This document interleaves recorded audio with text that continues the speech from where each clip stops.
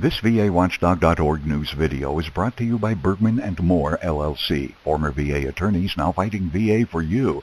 Call Bergman & Moore at 877-838-2889 or on the web at vetlawyers.com. We're talking about heroes like all the service members and veterans of the United States Armed Forces, including the veterans who've joined us here today. Many who gave up much yet signed up to give more. Many with their own battles still to come, all with their own stories to tell. For their service and sacrifice, warm words of thanks from a grateful nation are more than warranted, but they aren't nearly enough. We also owe our veterans the care they were promised and the benefits that they have earned. We have a sacred trust with those who wear the uniform of the United States of America. It's a commitment that begins in enlistment, and it must never end. But we know that for too long, we've fallen short of meeting that commitment. Too many wounded warriors go without the care that they need. Too many veterans don't receive the support that they've earned. Too many who once wore our nation's uniform now sleep in our nation's streets. It's time to change all that. It's time to give our veterans a 21st century VA. Over the past few months, we've made much progress towards that end, and today I'm pleased to announce some new progress. Under the leadership of Secretary Gates and Secretary Shinseki, the Department of Defense and the Department of Veterans Affairs have taken a first step towards creating one unified lifetime electronic health record for members of our armed services that will contain their administrative and medical information from the day they first enlist to the day that they are laid to rest. And currently, there is no comprehensive system in place that allows for a streamlined transition of health records between DOD and the VA. And that results in extraordinary hardship for an awful lot of veterans who end up finding their records lost, unable to get their benefits processed in a timely fashion. I can't tell you how many stories that I heard during the course of the last several years, first as a United States Senator and then as a candidate, about veterans who were finding it almost impossible to get the benefits that they had earned, despite the fact that their disabilities or their needs were evident for all to see. And that's why I'm asking both departments to work together to define and build a seamless system of integration with a simple goal. When a member of the armed forces separates from the military, he or she will no longer have to walk paperwork from a DOD duty station to a local VA health center. Their electronic records will transition along with them and remain with them forever. Now,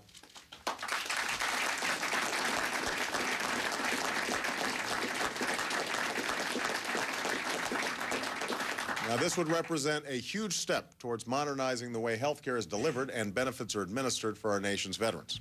It would cut through red tape and reduce the number of administrative mistakes.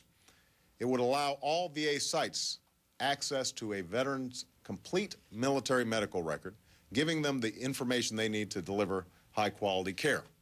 And it would do all this with the strictest and most rigorous standards of privacy and security, so that our veterans can have confidence that their medical records can only be shared at their direction.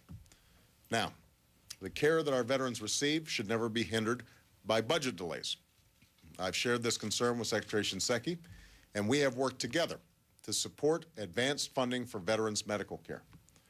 What that means is a timely and predictable flow of funding from year to year. But more importantly, that means better care for our veterans.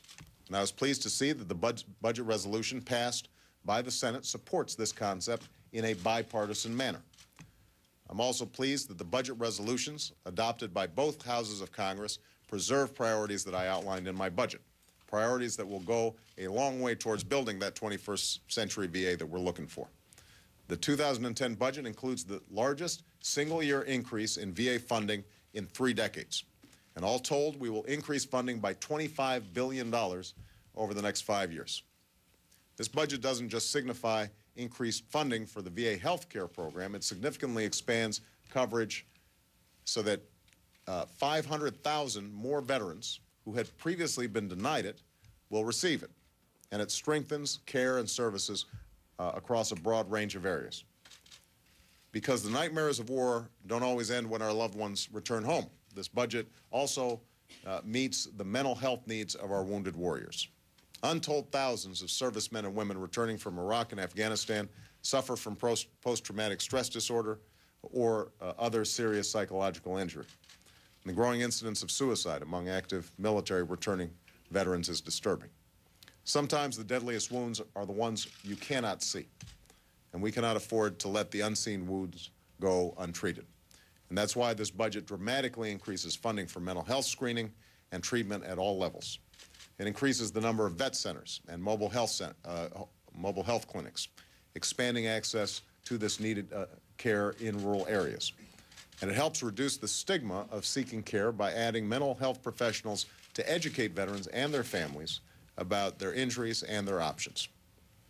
And because thousands of Iraq and Afghanistan veterans have suffered from traumatic brain injury, one of the signature injuries of these wars, this budget improves services for cognitive injuries. And many with TBI have never been evaluated by a physician. And because such injuries can often have long-term impacts that only show up down the road, this funding will help ensure they receive the ongoing care they need. Because we all share the shame of 154,000 veterans going homeless on any given night, this budget also funds a pilot program with non-for-profit organizations to make sure the veterans at risk of losing their homes have a roof over their heads. And we will not rest until we reach a day when not one single veteran falls into homelessness.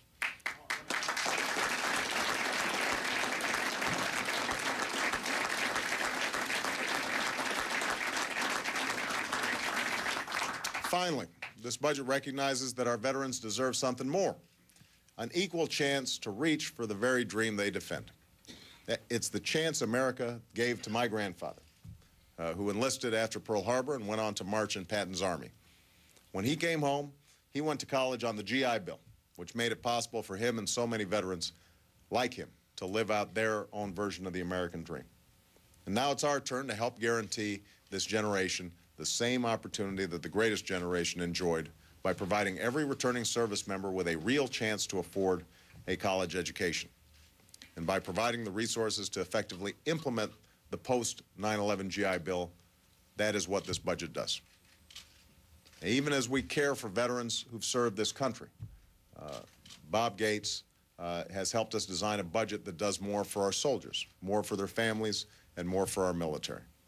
It fully protects and properly funds the increase to our Army and Marine force strength and halts reductions in the Air Force and Navy, allowing fewer deployments and more time between each.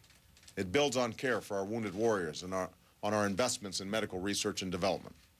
It deepens our commitment to improve the quality of life for military families, military child care, spousal support, and education, because they're deployed when their loved one gets deployed.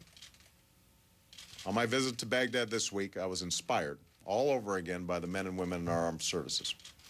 They're proud of the work they're doing, and we are all deeply proud of them. And through their service, they are living out the ideals that stir something deep within the American character: honor, sacrifice, and commitment to a higher purpose and to one another. That, after all, is what led them to wear the uniform in the first place, their unwavering belief in America. And now we must serve them as well as they've served us. And as long as we are fortunate to have leaders like Secretary Gates and Secretary Shinseki, and as long as I'm Commander-in-Chief, I promise that we will work tirelessly to meet that mission and make sure that all those who wear this nation's uniform know this: when you come home to America, America will be there for you. Thank you very much, everybody. VAWatchdog.org, the nation's #1 independent veterans website. On the web at VAWatchdog.org.